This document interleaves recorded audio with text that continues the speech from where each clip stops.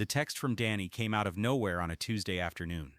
Need to talk about Fallujah, about why I froze. Can you meet me? I owe you the truth after 20 years. I stared at my phone for a full minute. Danny Reyes, my gunner in Iraq, the Marine who'd been behind the 50 cal in my Humvee during the Second Battle of Fallujah, the man whose refusal to fire at a critical moment had nearly gotten our entire squad killed, the friend who disappeared from my life after our deployment ended, unable to face me after what had happened. 20 years of silence. 20 years of wondering what had gone through Danny's head that day when everything went to hell and he'd just frozen. 20 years of incomplete stories, of anger I'd tried to let go of but never quite could. And now, finally, he wanted to explain.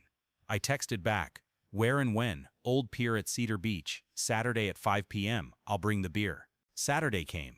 I drove to the pier with my stomach in knots, not sure what I wanted from this conversation. Closure? Answers? An apology? Maybe just to see Danny again and know he was still alive, still okay despite whatever demons he'd been carrying since Iraq. He was already there when I arrived, leaning against the railing at the far end of the pier, 2 beers sitting on the wooden planks beside a tackle box he'd obviously brought as cover. As if 2 middle-aged men needed an excuse to meet and talk. "Marcus," he said as I approached. His voice was the same but rougher around the edges. Time and cigarettes and whatever else he'd used to cope. "Thanks for coming. I wasn't sure you would. Been waiting 20 years for this conversation," I said, taking the beer he offered. Almost gave up on it happening. Danny was thinner than I remembered, more weathered. The kid I'd served with had been stocky and strong, always cracking jokes, always the first to volunteer for difficult assignments. The man standing before me looked like he'd been hollowed out by time and guilt. "You look good," he said. "Life's been treating you okay?" "Don't," I cut him off. "Don't do the small talk thing. You said you wanted to explain about Fallujah, so explain. Tell me why you froze when we needed you most. Tell me why 8 Marines almost died because you wouldn't pull the trigger." Danny flinched but nodded. "You're right, I owe you that. I've owed it to you for 20 years. He took a long drink of his beer. "But I need to start before Fallujah. Need to explain something that happened 3 weeks earlier. Something I never told you or anyone else." I settled against the railing, watching the sun start its descent toward the horizon. Whatever Danny had to say, it was going to take time. "October 2004, Danny began. "We were running convoy security between Ramadi and Fallujah. You remember that mission?" I did. Standard supply run, considered low risk. We'd done dozens of them. "You weren't with us that day. You were on leave, right? Medical leave. I'd caught some kind of stomach bug, was puking my guts out for 3 days. So they left me at base while the unit ran the convoy without me. Put some private fresh from training behind the 50 cal instead. Thompson, I remembered. Good kid. Green as hell but eager. The convoy got hit," Danny said quietly. "IED followed by ambush. Standard tactics. Everyone survived, but it was close. Really close. And when you guys got back, you told me about it. Told me how Thompson had saved the day by laying down suppressive fire with the 50, keeping the insurgents pinned until air support arrived. I remember. We recommended him for a commendation. Kid did good work under fire." "Yeah." Danny's hands tightened on the railing, and I felt like shit, because I should have been there. Should have been the one behind that gun. And I started thinking about what might have happened if I had been there. About whether I would have performed as well as Thompson did. "You were an excellent gunner, Danny. Best in the company. Everyone knew it. That's what scared me," Danny said. "Because being good at killing is what I was trained for, what I'd done dozens of times already, and sitting in that base while you guys were getting shot at, I started really thinking about it for the first time, about all the times I'd pulled the trigger, all the people I'd killed, and I couldn't remember their faces. Couldn't remember if they'd been insurgents or just civilians in the wrong place. Couldn't remember if I'd made sure of my targets or just fired into windows and doorways, because that's where the shooting was coming from. I was starting to understand where this was going, but I let him continue. I'd killed people, Marcus, lots of people, and I'd never thought about it, never questioned it, just followed training, followed orders, followed instinct. Point, shoot, move on. But lying in that medical tent, thinking about Thompson out there doing what I should have been doing, I suddenly couldn't stop thinking about it. About who those people were. About whether they'd all been enemy combatants, or if some of them had been kids with rifles protecting their families. About whether I'd murdered people and just called it war.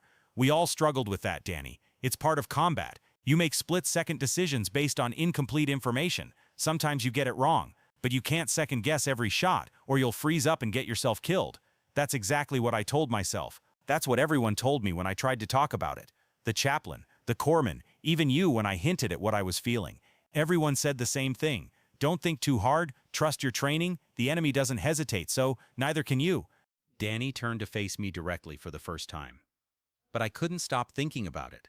And the more I thought, the more I realized I didn't actually know who I'd killed. Didn't know if I'd been fighting insurgents or just shooting at anyone who seemed like a threat. And that uncertainty started eating at me, started making me question every engagement, every time I'd pulled the trigger. And then Fallujah happened, I said quietly. And then Fallujah happened, Danny agreed. November 10th, 2004, Second Battle of Fallujah. The biggest urban battle of the war. We'd been briefed that the city was full of insurgents, that everyone who'd stayed behind was probably hostile, that we'd be facing intense resistance. I remembered. We'd been told it would be hell, and it was. Our squad was assigned to clear buildings in the northwestern sector, block by block, house by house, room by room. You driving the Humvee, me on the 50 cal, 6 guys clearing on foot. Danny's voice was distant now, remembering. We'd been at it for 3 days. Constant contact. Snipers, IEDs, ambushes. I'd fired thousands of rounds, killed I don't know how many people. And the whole time I was thinking about what I'd realized in that medical tent, about how I didn't really know who I was killing. And then we got to that intersection, I prompted. The intersection. The moment that had defined both our lives for 20 years afterward. We got to that intersection, Danny confirmed. 4-way intersection. Buildings on all corners. Perfect ambush position. You were driving slow, everyone was on high alert. And then we took fire from multiple positions simultaneously. I could see it in my mind as clearly as if it had happened yesterday. The sudden eruption of gunfire from windows and rooftops. The Marines on foot scrambling for cover. Me trying to maneuver the Humvee to provide protection while not running over our own guys. I saw the shooters, Danny said. 3 of them on the 2nd floor of the building to our right. Clear targets, clear threats. They were firing AK-47s directly at our guys. No question these were insurgents. No question they were trying to kill us. All I had to do was traverse the gun and fire. 5 seconds of sustained fire and they'd be eliminated. But you didn't fire, I said. But I didn't fire, Danny echoed, because in that split second I saw something else. I saw a child, maybe 8 or 9 years old, running across that intersection trying to get to cover, running right through the line of fire. And I realized that if I fired at those insurgents in the window, if I didn't have perfect control of the 50 cal, if the recoil moved my aim even slightly, I'd hit that child. I felt like I'd been punched in the stomach. In 20 years I'd never heard this detail, never known there'd been a child in that intersection. So I froze, Danny continued. I didn't fire. I sat behind that gun with my hands on the controls, and I didn't fire because I couldn't risk hitting a child. And in those seconds that I was frozen, those insurgents kept shooting. Hit Corporal Williams in the leg.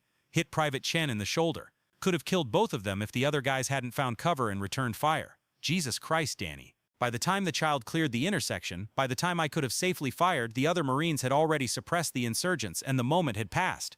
But everyone had seen me freeze, seen me not fire when we needed suppressive fire from the 50 cal, seen me fail to do my job. Danny's voice was thick with emotion now, 20 years of guilt and shame pouring out. After the firefight, you asked me what happened, asked why I hadn't fired, and I couldn't tell you about the child because I knew what you'd say.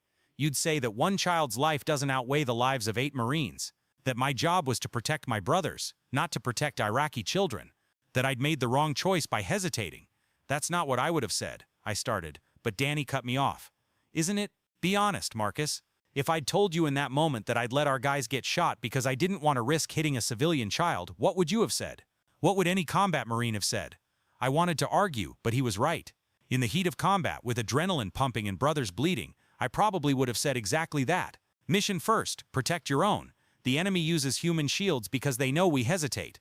So I lied, Danny continued. I said the gun had jammed, said I'd been trying to clear it when the shooting started, said it was mechanical failure, not my failure. And you believed me because we were brothers, and Marines don't call each other liars. Except the gun wasn't jammed, I said slowly. The armorer checked it afterward, found nothing wrong, and word got around. People started saying you'd frozen, that you'd panicked under fire, that you'd failed when it mattered most. I know, and I let them say it. Let them think I was a coward who'd panicked, because that was better than telling the truth that I'd chosen a civilian child's life over following orders to provide suppressive fire, that I'd valued Iraqi lives as much as American lives, that I'd hesitated because I couldn't bear the thought of killing one more person who might be innocent. Danny was crying now, tears running down his weathered face. Williams and Chen survived. They made it home, recovered from their wounds, but they could have died, Marcus. They could have died because I hesitated, and I've been carrying that weight for 20 years. The knowledge that I put 2 Marines at risk to save a child who I don't even know if I actually saved, because maybe that child got killed 5 minutes later by someone else. Maybe they grew up to be an insurgent themselves. Maybe my hesitation accomplished nothing except failing my brothers. I stood there absorbing this, trying to process 20 years of assumed truth being rewritten. Danny hadn't been a coward, hadn't panicked, had made an impossible split-second decision based on principles that shouldn't have mattered in combat but did matter to him. "Did you see the child afterward?" I asked. "Did you know if they made it?" I looked. After the firefight moved on, after we'd cleared that sector, I went back to that intersection, and I found blood. Child-sized blood trail leading into an alley. Could have been from the running child, could have been from some other child killed earlier in the fighting. I'll never know. So you've spent 20 years not knowing if your hesitation saved that child or killed 2 Marines for nothing. That's one way to put it. Another way is that I've spent 20 years knowing I made a choice. I valued that child's life enough to risk my brother's lives, and I couldn't live with that. Couldn't face you or Williams or Chen or anyone else from the squad. So I disappeared after we got home. Changed my number, moved away, avoided anything that would remind me of Iraq or that intersection or the choice I made. Danny wiped his face with his sleeve. But the guilt never went away, Marcus. It got worse. Because I started thinking about all the times I didn't hesitate. All the times I fired without thinking about who might be in the line of fire. All the people I killed over 13 months in Iraq, who I never thought about until that one moment when I did think about it and couldn't pull the trigger. "Why are you telling me this now?" I asked. "Why after 20 years? Because I'm tired of running from it. Tired of carrying this alone. And because you deserve to know the truth. You've probably spent 20 years thinking I was a coward who let you down. And maybe I did let you down. But you deserve to know why. Deserve to know it wasn't panic or fear. It was a choice. A terrible choice that I'm still not sure was right or wrong." I looked out at the ocean, watching the sun sink lower toward the horizon. A child running across an intersection in Fallujah. 3 insurgents firing from a window. 8 Marines in danger. Danny's hands on a 50 cal, frozen by the weight of too much thinking in a situation that demanded not thinking at all. "I'm not going to tell you that you made the right choice," I said finally. "I'm not going to tell you that you made the wrong choice either. Because I don't know, Danny. I wasn't behind that gun. I didn't see what you saw. I didn't have to make that decision. But Williams and Chen are alive. They recovered. They went home and built lives. Maybe they could have died if things had gone differently. Or maybe they would have died if you'd fired and the recoil had thrown off your aim and you'd hit the child and the insurgents had kept shooting anyway while you dealt with the horror of what you'd done." I turned to face him. "There are no good choices in combat, Danny. No decisions that don't haunt you afterward. You chose to value a child's life in a split second when everyone else would have chosen to protect Marines. Maybe that makes you wrong by military standards, or maybe it makes you human by any other standard. Do you forgive me?" Danny asked quietly. "For hesitating, for putting you and the others at risk? I don't know if forgiveness is even the right word. You didn't betray us or abandon us. You made a split-second judgment call based on information only you had. You saw a child and couldn't fire. That's not cowardice. That's, I don't know what that is. Humanity? Conscience? The part of us that's supposed to make us better than the people we're fighting? The chaplain would have said I should have trusted that God would protect the innocent, that my job was to protect my brothers and God would handle the rest. The chaplain wasn't behind that gun. God wasn't behind that gun. You were, and you had to make a choice that no one should have to make." We stood in silence for a while. 2 men in their late 40s carrying 20-year-old burdens, watching the sun paint the ocean in shades of orange and gold. "I looked them up," Danny said eventually. "Williams and Chen, found them on social media. Williams has 3 kids now, runs a construction company in Oregon. Chen became a nurse, works at a VA hospital in California. They built lives, Marcus, good lives. And every time I see their posts about their kids or their jobs or their normal, peaceful existence, I think about how close they came to losing all of that, because I hesitated. And you've built a life too, haven't you? Or have you spent 20 years just carrying guilt?" "Bit of both. I got married, got divorced, have a son I barely see because I moved away and couldn't explain why I couldn't handle being around veterans or talking about my service. Worked a lot of dead-end jobs because I couldn't commit to anything that mattered. Basically existed in this gray space between living and dying, carrying that intersection with me everywhere I went. And now I'm tired, Marcus. Tired of running, tired of the guilt, tired of not knowing if I made the right choice. So I decided to find you, tell you the truth, and let you judge me. Because maybe if someone who was there that day tells me I'm not a monster, I can finally start believing it myself." I thought about what to say, about the responsibility of being someone's absolution, about whether I had the right to tell Danny he was forgiven for a choice he'd made under impossible circumstances. You're not a monster, I said finally. You're a Marine who had to make an impossible choice in a fraction of a second while people were trying to kill you. You chose to value a child's life, and that choice has cost you 20 years of peace. I don't know if that makes you right or wrong, but it definitely doesn't make you a monster. But Williams and Chen are alive and well, and maybe they're alive because you hesitated and the firefight played out the way it did, or maybe they're alive despite your hesitation, or maybe 100 other variables mattered more than those 3 seconds when you didn't fire. You can't carry the weight of every possible outcome, Danny. You'll collapse under it. I already have collapsed under it. That's why I disappeared. That's why I've been a ghost for 20 years. Then maybe it's time to stop carrying it alone. Time to accept that you made a choice, that the choice had costs, and that you've punished yourself enough for it. Danny looked at me with something like hope in his eyes. You mean that? You're not just saying it, I mean it. I spent 20 years angry at you for freezing, for failing us when we needed you. Now I know you didn't freeze. You made a choice I'm not sure I would have made, a choice I'm not sure was right, but a choice made for reasons I can at least understand. So what do I do now? How do I move forward? Same way any of us move forward with the things we did or didn't do in Iraq. You acknowledge it happened, you accept you can't change it, and you try to build something good in the time you have left. You've wasted 20 years running from one intersection. Don't waste the rest of your life running from it too. The sun touched the horizon, sending golden light across the water. Somewhere in Iraq that intersection still existed. Maybe the buildings had been rebuilt. Maybe the blood had long since washed away. Maybe nobody remembered the firefight that had happened there in November 2004. But Danny remembered, would always remember, would carry that moment for the rest of his life. The question was whether he'd carry it as a burden that crushed him, or as a scar that proved he'd survived. I want to reach out to Williams and Chen, Danny said. Tell them what really happened. Apologize for putting them at risk. That's up to you. But Danny, they might not remember the incident the way you do. It might not have been the defining moment of their deployment the way it was for yours. You might be apologizing for something they've long since moved past. Maybe, but I need to try, need to close the loop, need to tell them why I hesitated and let them decide if they forgive me or not. Okay, then do that. But Danny, don't let their response determine your worth. Whether they forgive you or hate you, or don't remember, you still have to find a way to live with what happened. Their forgiveness can help, but it can't be the only thing that saves you. What saved you? Danny asked. How did you deal with the things we did in Iraq? Therapy.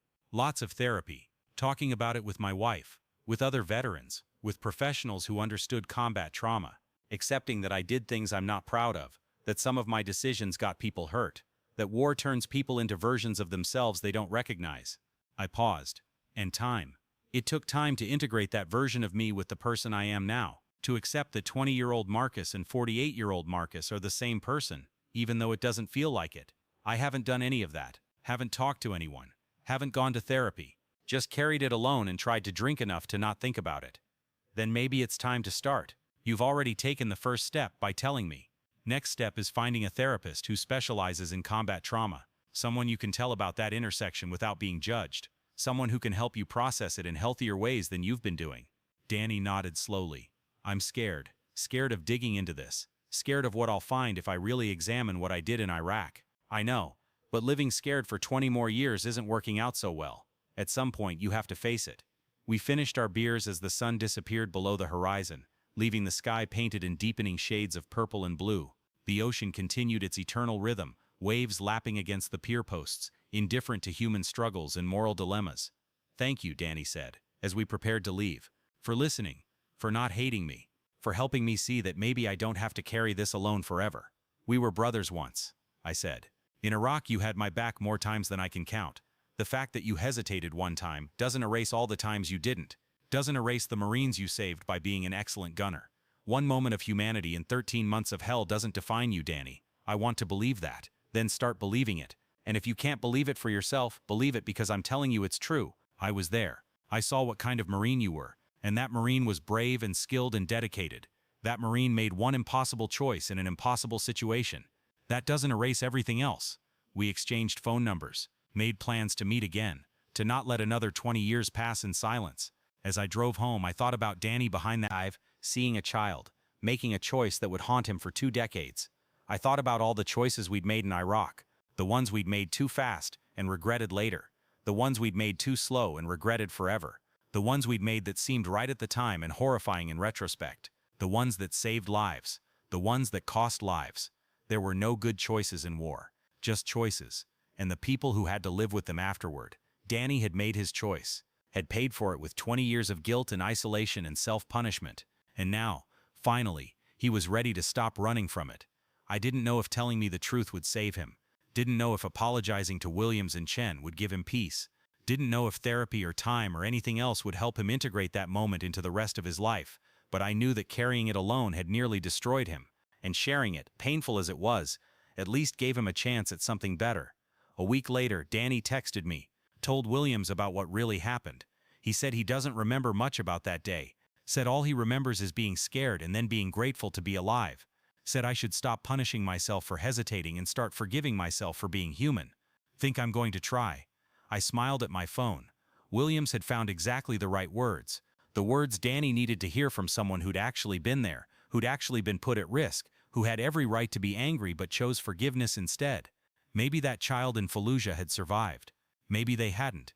Maybe Danny's hesitation had saved a life, or maybe it had accomplished nothing except putting 2 Marines at risk for 3 seconds. We'd never know. But Danny was alive, and for the first time in 20 years he had a chance to really live instead of just existing in the shadow of one impossible choice. Sometimes that's the best we can hope for.